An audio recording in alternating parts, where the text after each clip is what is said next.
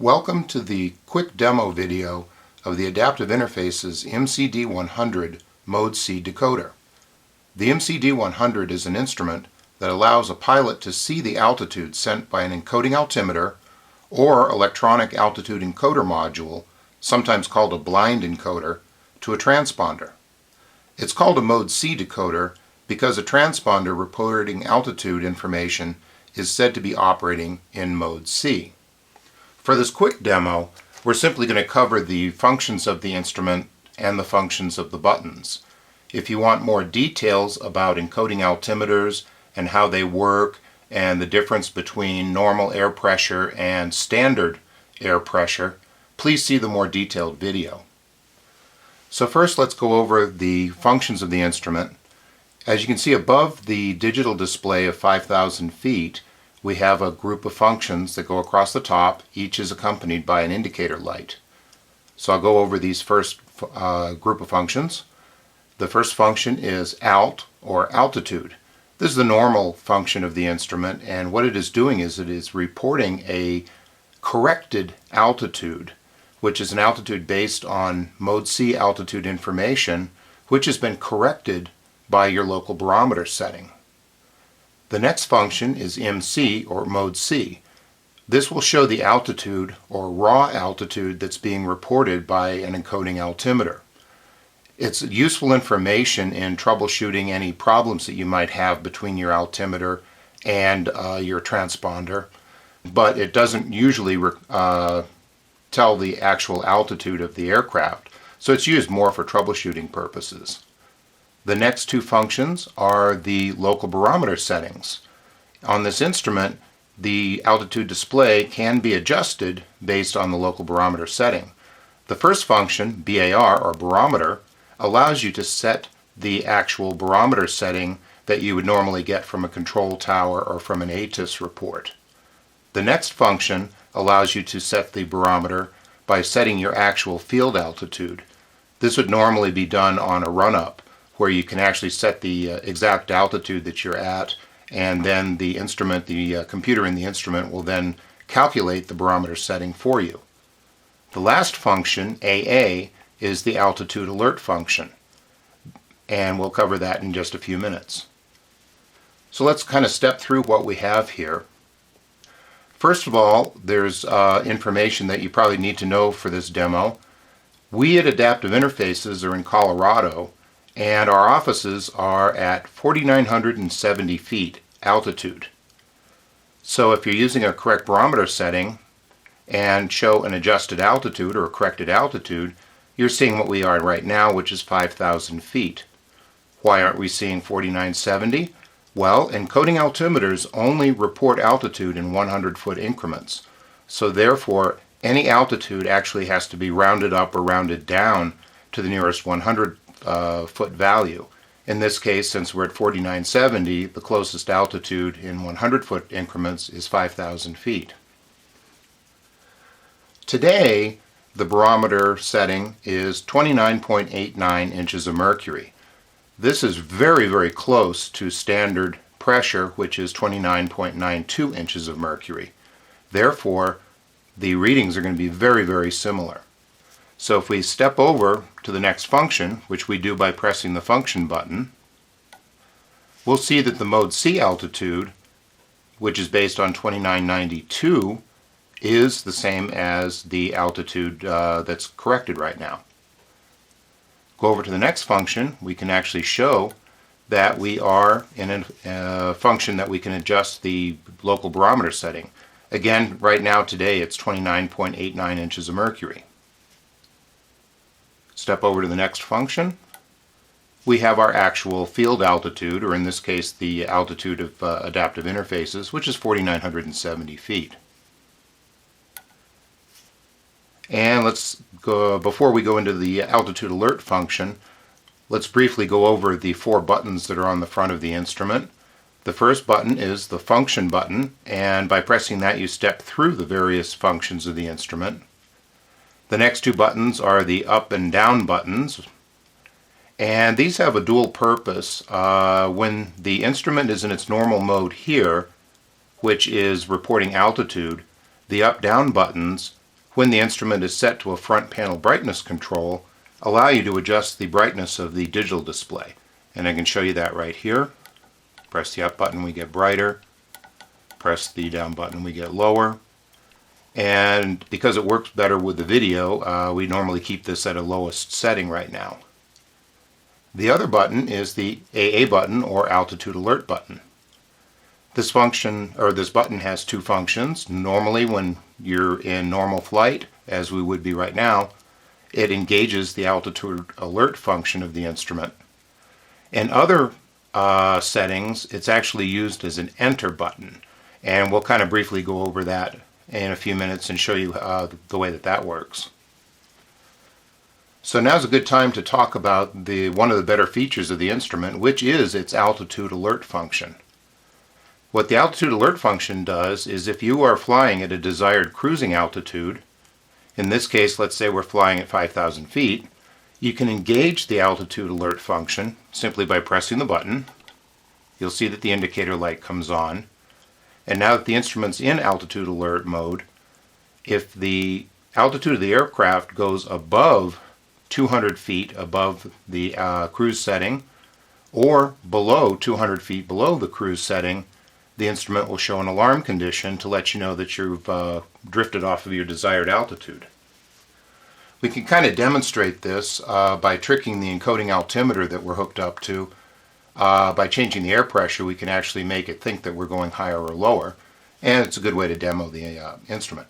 So right now we're going to try to go higher by lowering the air pressure.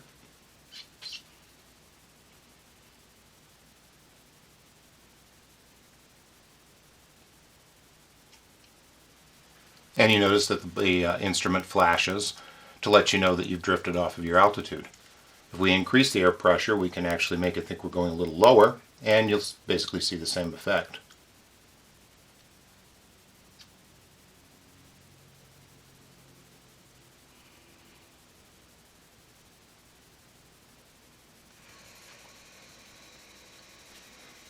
And the altitude kind of jumps around a little bit because we're changing the air pressure, but it settles back where it belongs.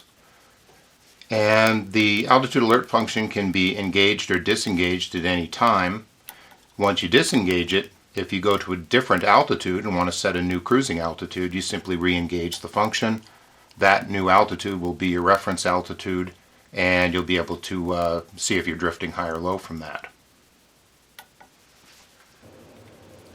Here's a little more detail on the use of the barometer setting of the instrument. Let's go over to the barometer setting.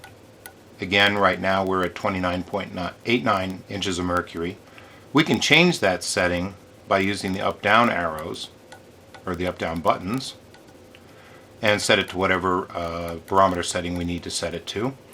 We set it to 30.6. It will then think we're at an altitude of 5,130 feet now because we're messing with the calculations. And again, we'll get a different corrected altitude. In the case of the Mode C altitude, we'll always have the same altitude no matter what, because that's always based on standard pressure. Again, a different way to set the barometer is to actually set the field altitude.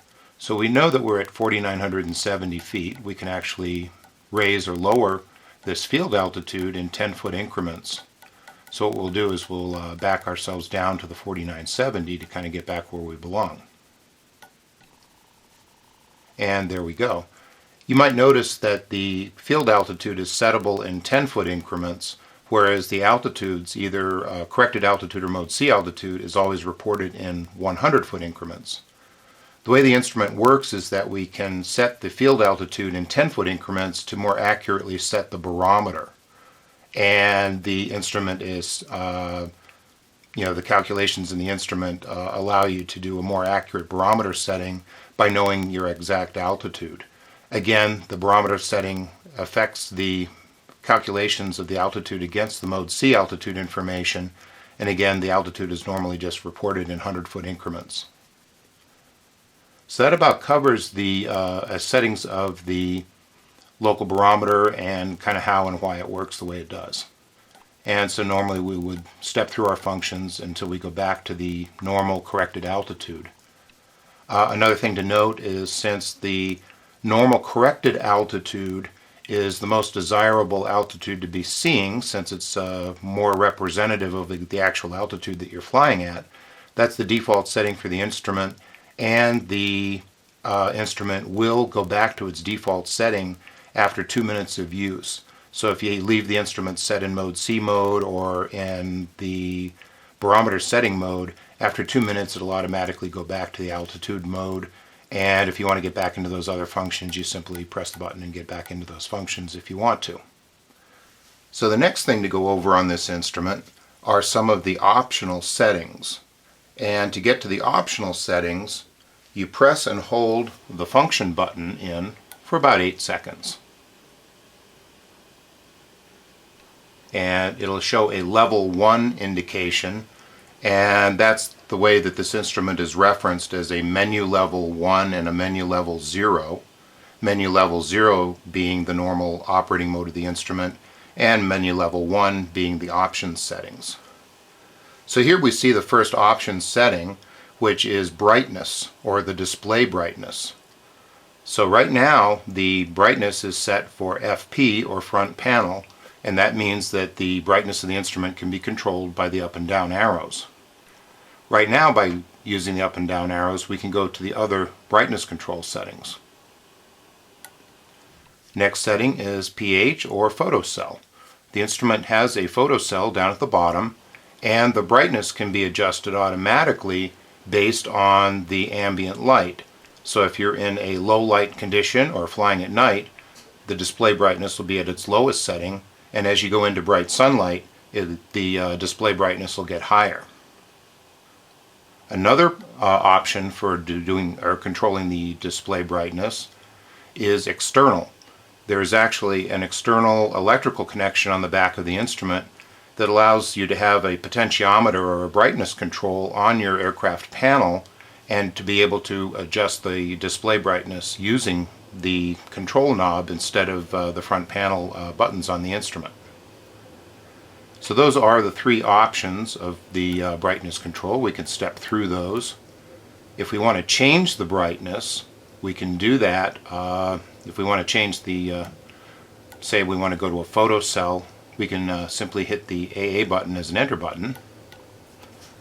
The flashing decimal points and the flashing display indicate that that is our new brightness setting. And now the brightness of the display, when we're back in a normal mode, will be controlled by a photocell rather than by the front panel. Now, I don't know, I think we can possibly trick the instrument into going brighter now by shining a light on the photocell. And see, that works just like that. And again, this would be a nice way to just set the brightness so that depending upon your flying conditions and your light conditions, you don't have to be constantly adjusting the display brightness. But for demo purposes, we're going to go back and set it at the front panel setting. To step over to the next option, it's a little confusing here, but the display is actually saying AD off. AD is an auto dim function.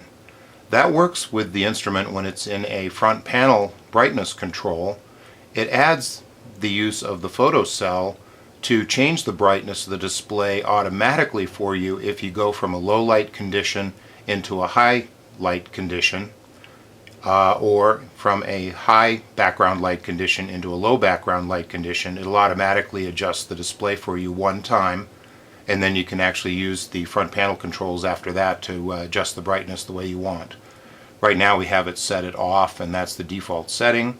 If we want to turn it on, we simply turn it on, enter it, now that's the value. And if you notice, the display just kind of kicked up a little bit higher. That's probably because it saw the photocell and decided that that was the optimal brightness setting. We actually want this off right now for the demo purposes, so we'll go ahead and turn it off.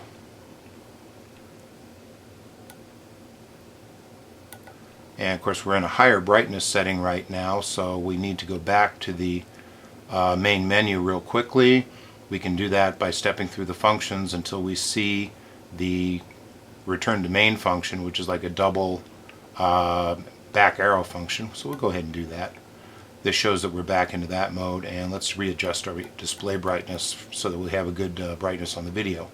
Let's go back to our option settings because there is one more setting to check. Again, we hold the button in for about 8 seconds. We're in the options settings, and we can step through the various options by using the function button. And the last function that we need to talk about is this one, which is the strobe function. Right now it's off, and that's usually the default condition of the instrument. The strobe is because in some cases an encoding altimeter and a transponder use a separate digital control line called a strobe line, and that is used in some cases where the transponder only wants altitude information when it requests it, not getting it all the time. In that case, it will use a strobe line which it pulls active, and in that case the encoding altimeter will send its information, but it won't be sending information when it doesn't request it, or the transponder doesn't request it. And so the instrument is set in strobe mode. If you turn it on, it'll actually wait until it sees the strobe signal before it updates its altitude information. And in most cases, the newer transponders and newer altitude encoders do not use the strobe line, so the default setting of the instrument is off, but again, it's available if you happen to have that type of a setup. And so then the last function we go to is the return to main function. Again, it's the double arrow back, and we can set that by setting the altitude alert button or the enter button. So that pretty much concludes the quick demo of this instrument. If you want more information on the instrument, you can look at the PDF of the user manual or look at the more detailed video as well. Thank you very much.